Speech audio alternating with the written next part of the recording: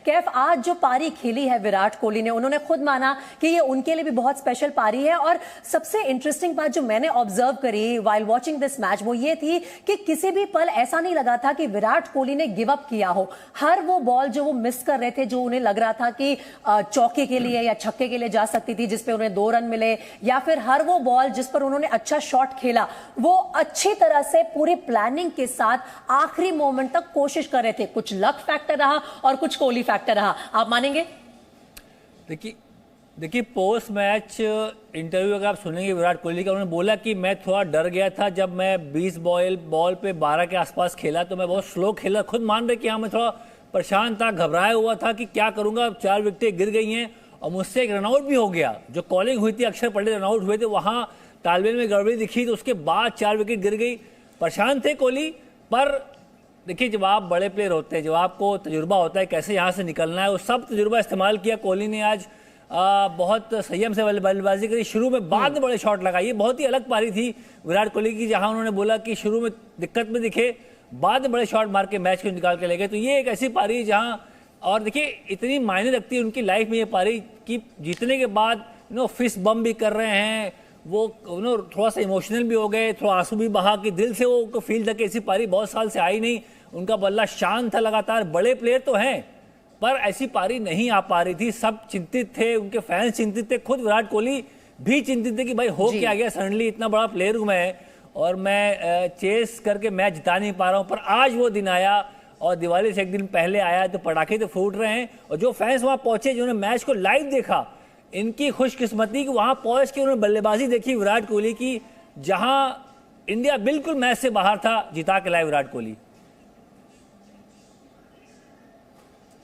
जी बिल्कुल। और विराट कोहली का जो ये ऐतिहासिक पारी रही, मेरे ख्याल से ऐतिहासिक शब्द बहुत छोटा नजर आता है इस पारी की इंपॉर्टेंस समझने के लिए, क्योंकि आपने जिक्र किया कि कितने इमोशनल हो गए थे विराट कोहली जब उन्होंने मैच के बाद बात की मीडिया से। उससे पहले भी आज कैफ ऐसा लग रहा था कि पूरी टीम एक उस इंटेंट के साथ, उस इमोशन के साथ मैदान पर उतरी है, चाहे वो जब नेशनल एंथम की बारी हो और हमने जो आंसू देखे रोहित शर्मा की आंखों में, मैच के बाद हार्दिक पांड्या और विराट कोहली दोनों की आंखें नम नजर आई। इसकी जो इंपॉर्टेंस है और इस फैक्टर की जो इंपॉर्टेंस है कि आप आईसीसी इवेंट्स में पाकिस्तान के खिलाफ अभी बस 12-13 महीने पहले एक मैच हारे हैं। हर बार हार का सामना करके अपने समर्थकों के बीच जाना मुमकिन नहीं है। जिस तरह के पैशंस होते हैं खास तौर पर पाकिस्तान के खिलाफ मुकाबले में, उन्हें आप डिनाई नहीं कर सकते हैं। साफ नजर आ रहा था वो, कैफ मानेंगे आप? नहीं, बिल्कुल ठीक बात है। रोहित शर्मा को देखा मैंने जब हमारा राष्ट्रगान चल रहा था, वो बड़े इमोशनल दिखे, बड़े आंख बंद करके फील कर रहे थे कि आज बहुत बहुत बड़ा दिन है, मैच जीतना, मैं कप्तान हूं। और वर्ल्ड कप में देखिए पहली बार कप्तानी करते हुए, एशिया कप में करी कप्तानी, पर रोहित शर्मा वर्ल्ड कप में पहली बार कप्तानी कर रहे हैं। पिछला वर्ल्ड कप वहां विराट कोहली कैप्टन थे। तो रोहित शर्मा के लिए भी बहुत बड़ा टूर्नामेंट है। सारी निगाहें उनके ऊपर जुड़ी हुई कि भाई आईसीसी इवेंट में भारत को क्या हो जाता है। तो ये दबाव रोहित शर्मा के ऊपर है, उनके जहन में बात चल रही है कि भाई मैं कैप्टन बनाऊं, मुझे वर्ल्ड कप जिताना है, आईसीसी इवेंट जिताना है। जो धब्बा लगा हुआ है भारत के ऊपर कि क्या हो गया, आईसीसी इवेंट में क्यों हारते, वो इनके दिमाग में चल रहा है। और वो आज फील कर सकते थे, शुरू में ही बहुत इमोशनल थे, सारे प्लेयर इमोशनल थे, पर ओवरऑल मुझे लगा कि थोड़ी बहुत खामियां भी हैं टीम में, ऐसी बात नहीं है। आप केएल राहुल की फॉर्म की बात करें, जहां जब पाकिस्तान के खिलाफ खेल रहे हैं उनका बल्ला चल ही नहीं रहा, वो इनसाइड एज, बार बार इनसाइड एज बोल्ड हो जा रहे हैं। तो बड़े मैच में बड़े प्लेयर नहीं चल पा रहे। कोहली चल गए, आज हारा हुआ मैच जिताया, पर और भी जो प्लेयर्स हैं जिनसे आप चाहते हैं कि भाई फॉर्म बना कर रखे। रोहित शर्मा खुद भी आज निराश होंगे, इस तरह शॉट लगाया, स्लिप में आउट हो गया। स्लिप में T20 में कौन आउट होता है, बहुत कम दिखाया था जहां बल्लेबाज स्लिप में आउट होता है T20 में, वो आज रोहित शर्मा हुए। तो विराट कोहली ने बचा लिया आज, पर आने वाले मैचेस में अगर वर्ल्ड कप जीतना है रोहित शर्मा की टीम को तो और बेहतर होना पड़ेगा मैच बाय मैच।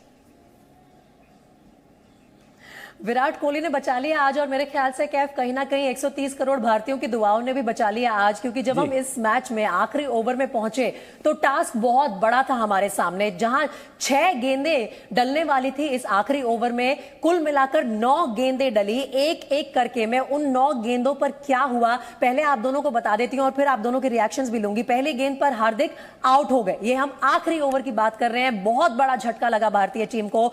दूसरी गेंद पर दिनेश कार्तिक ने भागकर 1 रन भले ही लिया, लेकिन तीसरी गेंद पर कोहली के 2 रन हुए और फिर डली एक नो बॉल जिस पर कोहली का 6 आया और उसके बाद नो बॉल थी। ये पाकिस्तानी जो गेंदबाज थे वो अंडर प्रेशर थे, तो उन्होंने नो बॉल के चलते जो फ्री हिट मिलता है एक वाइड बॉल डाल दी, तो वाइड बॉल का एक एक्स्ट्रा रन मिल गया और उसके साथ ही चौथी गेंद पर फ्री हिट पर कोहली को 3 रन मिले। हालांकि उस गेंद पर कोहली को बोल्ड किया था, क्योंकि फ्री हिट था तो वो आउट नहीं दिया जा सकता था। 5वीं गेंद पर कार्तिक आउट हो गए।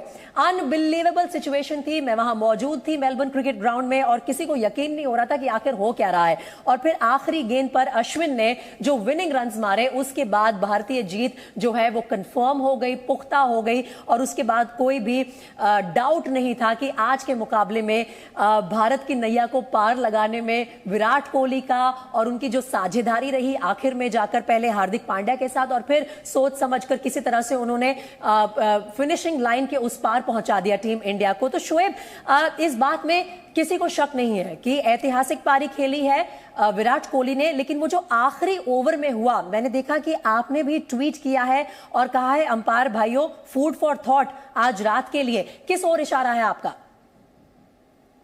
लगा था कि शायद डिप कर रहा है बॉल और obviously I will defend my country bye all means, और मुझे लगा शायद डिप कर रहा था और रात को स्टेप आउट करके मार रहे थे।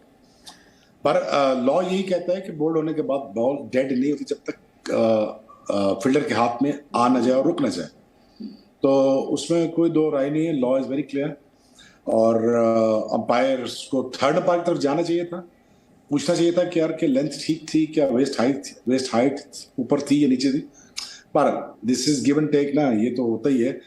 पर अगेन मैं समझता हूं कि Pakistan was playing with 2 fast bowlers, ये भी आप नोट करें। Shaheen Shah Afridi is not fully fit और वो उनकी स्प्रिंट नहीं लग रही, वो नहीं पहुंच पा रहे, और आप हारिस और वसीम शाह के साथ ही खेल रहे थे।